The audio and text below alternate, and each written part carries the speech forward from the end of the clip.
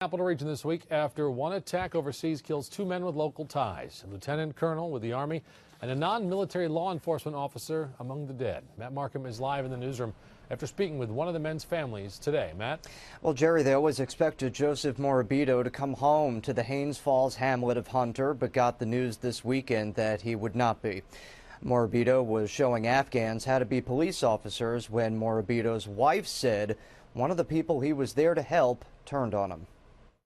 He had to do something, he had to make a difference, even if it was just a slight difference. It's who he was.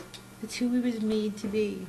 Joseph Morabito had been overseas before, but as a retired officer explained to his wife that he felt called to serve again. We had a restaurant for a few years, and when 9/11 hit, it hit him hard.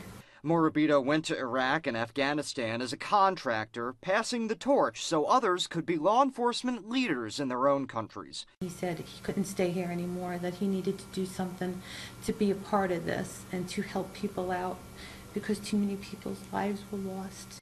Trying to build relationships, Morabito and others were shot and killed, the shooter dressed like an Afghan armyman.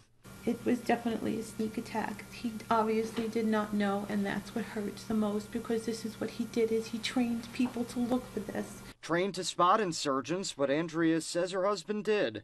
Joseph leaves behind 3 kids, 2 daughters, 24 and 19, shocked, saddened, but proud.